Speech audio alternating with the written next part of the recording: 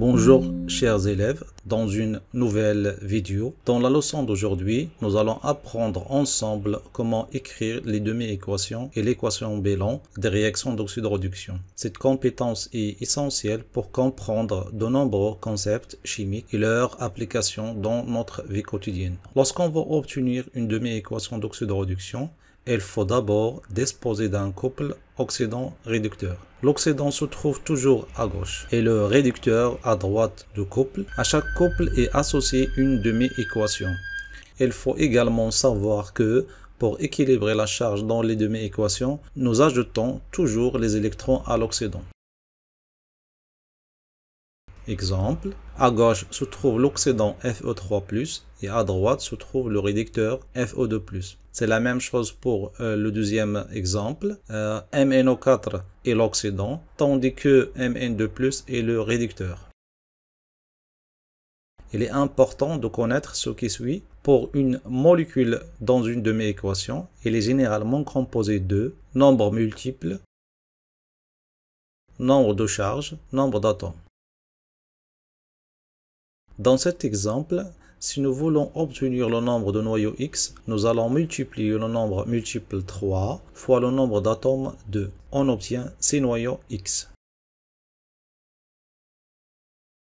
Si nous voulons calculer la charge de la molécule, nous multiplions le nombre multiple 3 par le nombre de la charge qui est dans ce cas plus 3, d'où la charge de la molécule est plus 9.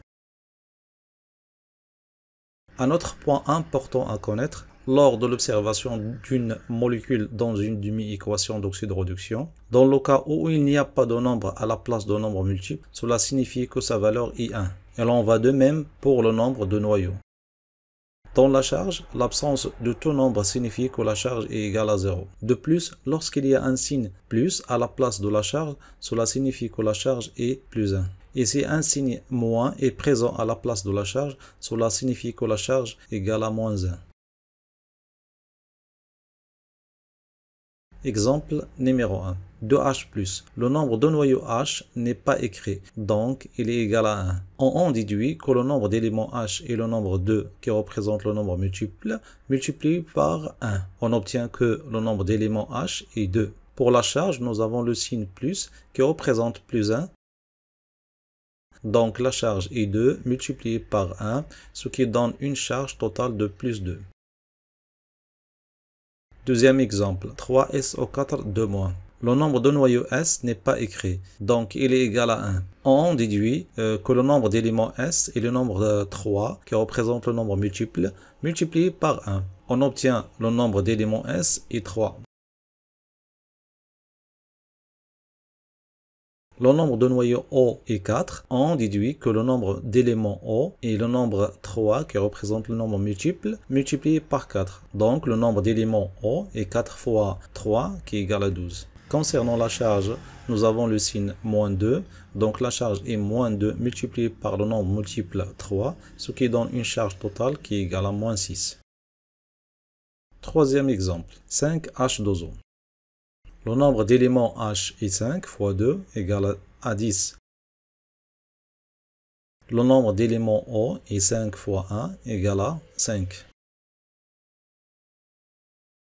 Donc la charge n'est pas spécifiée, donc nous la remplaçons par 0. D'où la charge totale de la molécule H2O2 est 0.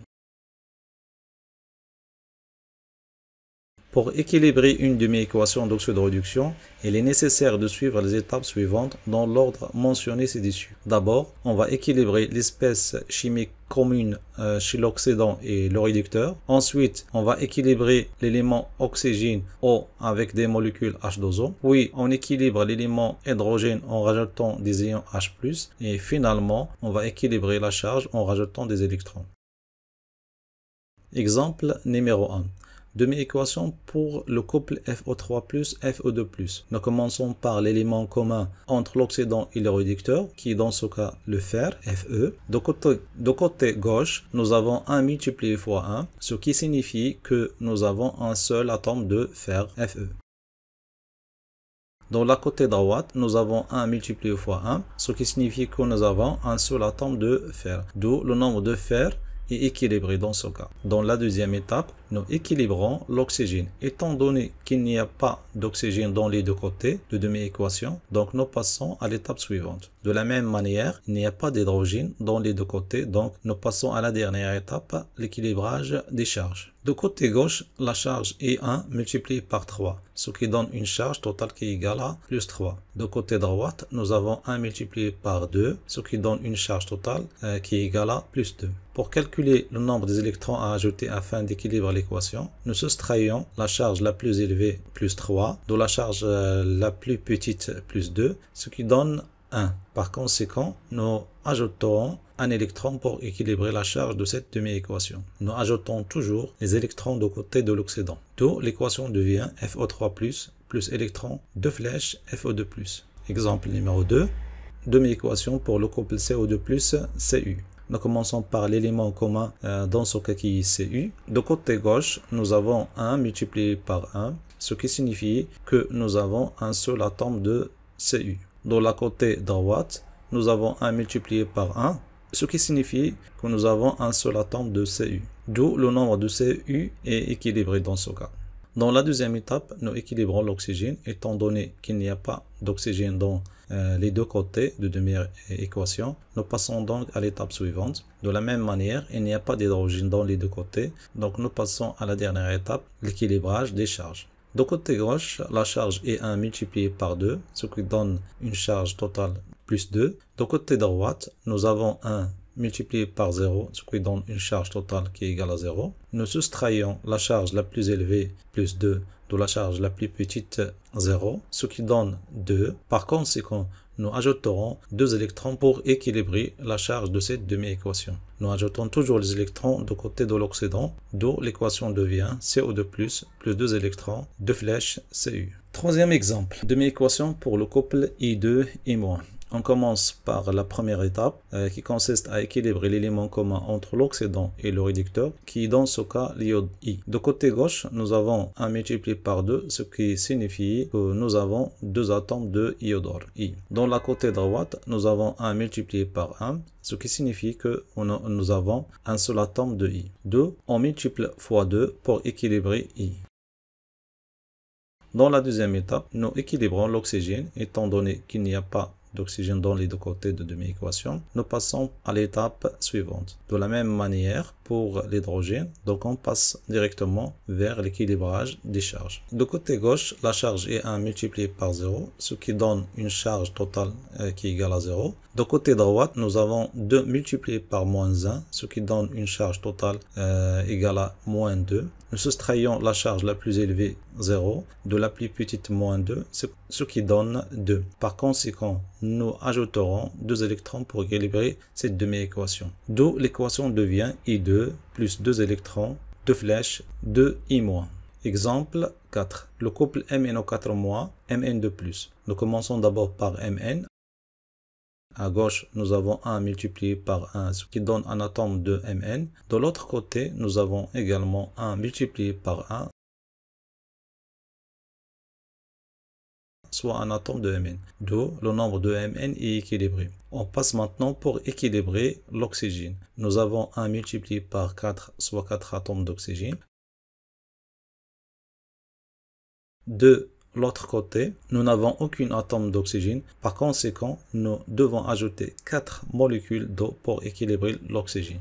L'étape suivante consiste à équilibrer l'hydrogène. De côté gauche, nous n'avons aucun atome d'hydrogène. De côté droit, dans la première partie, il n'y a pas d'atome d'hydrogène. Mais dans la seconde partie, nous avons 4 multiplié par 2, soit 8 atomes d'hydrogène. Par conséquent, nous ajoutons 8H+ pour équilibrer l'hydrogène. Passons maintenant à l'équilibrage des charges. Dans la première partie de la demi-équation, pour MnO4-, nous avons 1 multiplié par moins 2, ce qui donne moins 2. Pour les 8H+, nous avons 8 multiplié par plus 1, ce qui donne plus 8. Dans l'autre partie, pour Mn2+, nous avons 1 multiplié par 2, ce qui donne plus 2.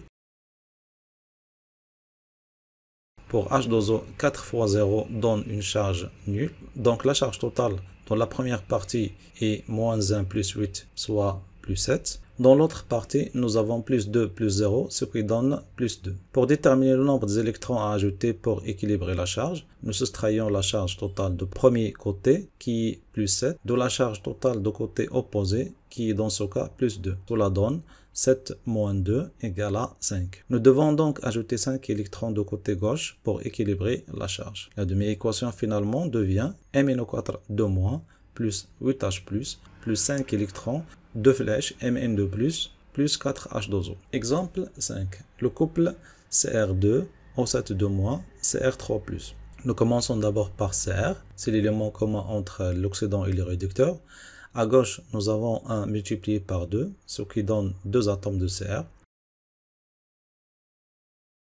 De l'autre côté, nous avons également 1 multiplié par 1, soit un atome de Cr. D'où on multiplie fois 2 pour équilibrer Cr. Dans la deuxième étape, nous avons 1 multiplié par 7, soit 7 atomes d'oxygène. De l'autre côté, nous n'avons aucun atome d'oxygène. Par conséquent, nous devons ajouter 7 molécules d'eau pour équilibrer l'oxygène. L'étape suivante consiste à équilibrer l'hydrogène. Du côté gauche, nous n'avons aucun atome d'hydrogène.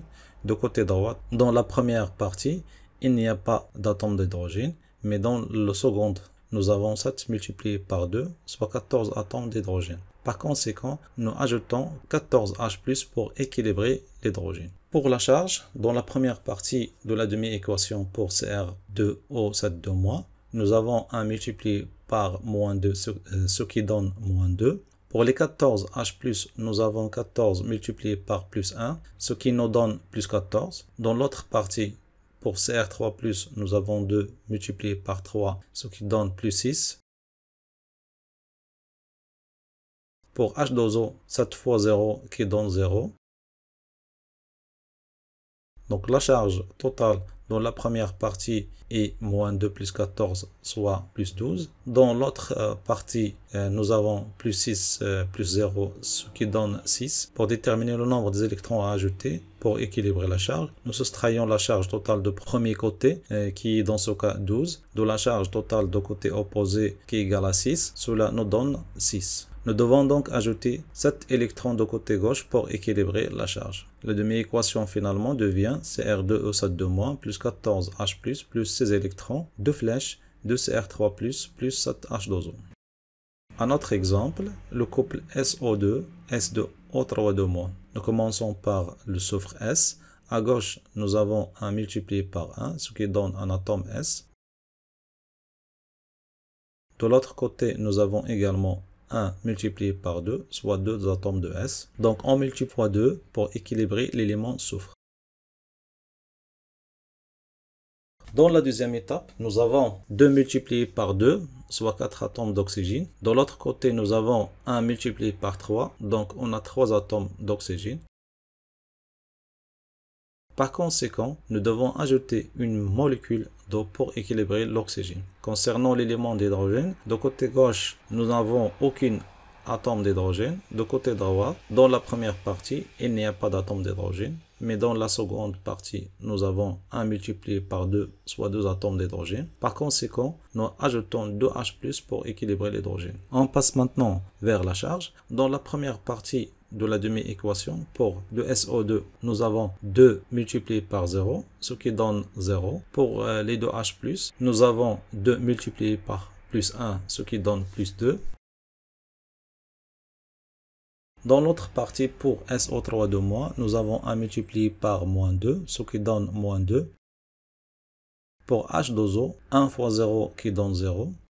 La charge totale donc dans la première partie est 0 plus 2, soit +2. Dans l'autre partie, nous avons -2 plus 0, ce qui donne -2. Maintenant, nous soustrayons la charge totale du premier côté qui est 2, de la charge totale du côté opposé qui est -2, cela donne 4. Nous devons donc ajouter 4 électrons de côté gauche pour équilibrer la charge. Donc la demi-équation finalement devient 2SO3 plus 2H+, plus 4 électrons, 2 flèches, SO3 2- plus H2O. Après avoir expliqué comment équilibrer une demi-équation d'oxydoréduction, passons maintenant à la manière d'établir l'équation bilan d'une réaction chimique. Pour obtenir l'équation globale d'une réaction chimique, il faut suivre les étapes suivantes. Premièrement, on commence par l'établissement des demi-équations. Ensuite, il faut équilibrer le nombre d'électrons dans les demi-équations. Finalement, il faut commencer par les réactifs. On commence par l'exemple numéro 1.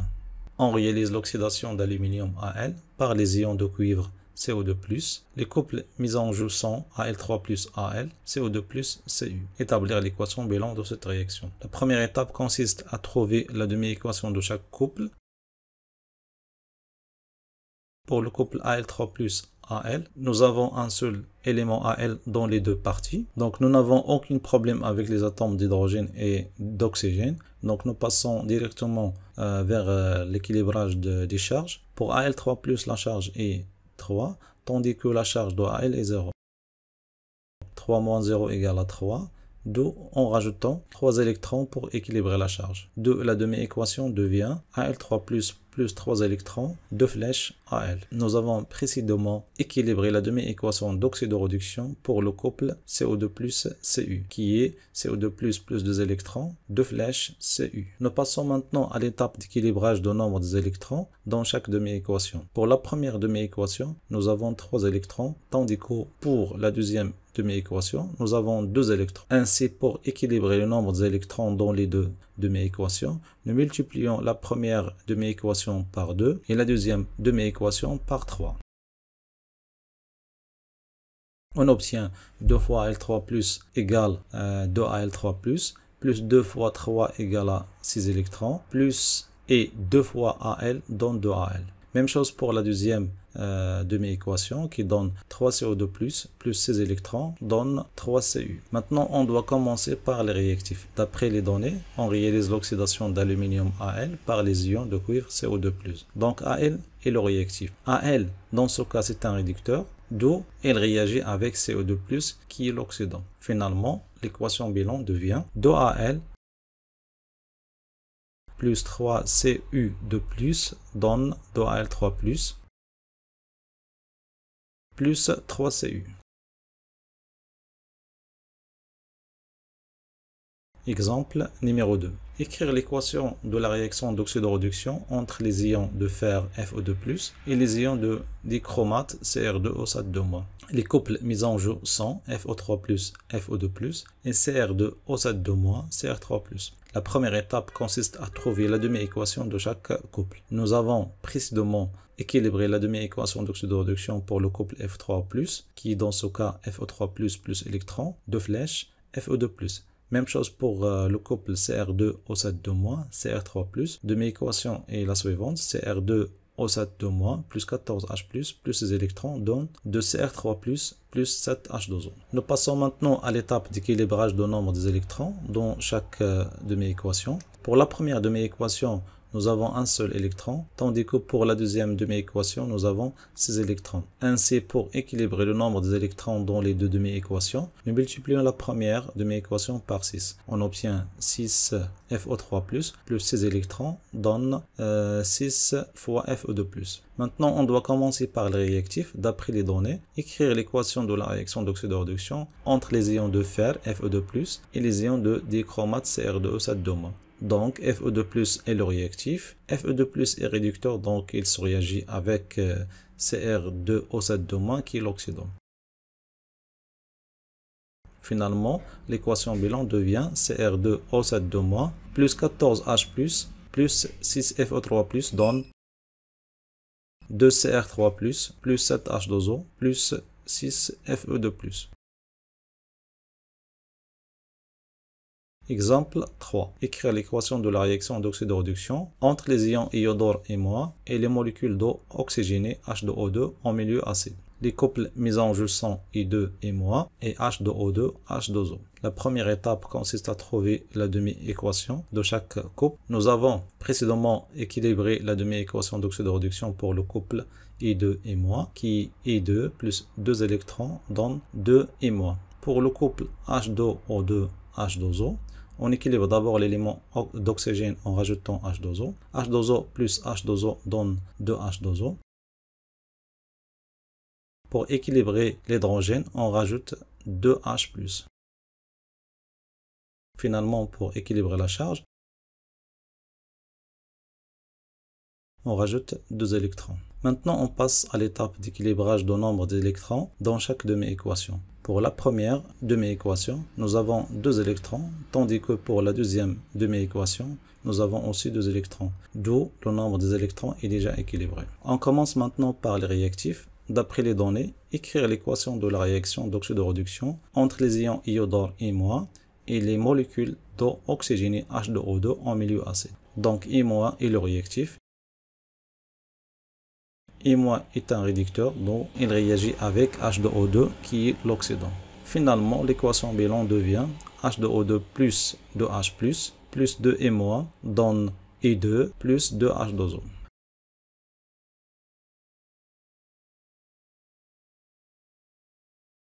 La prochaine vidéo sera dédiée à la correction d'un exercice de l'examen national de 2024 sur le cours de suivi temporel d'une transformation chimique. Si vous avez aimé la vidéo, n'oubliez pas de mettre un j'aime, de vous abonner à la chaîne et d'activer la cloche pour recevoir toutes les notifications.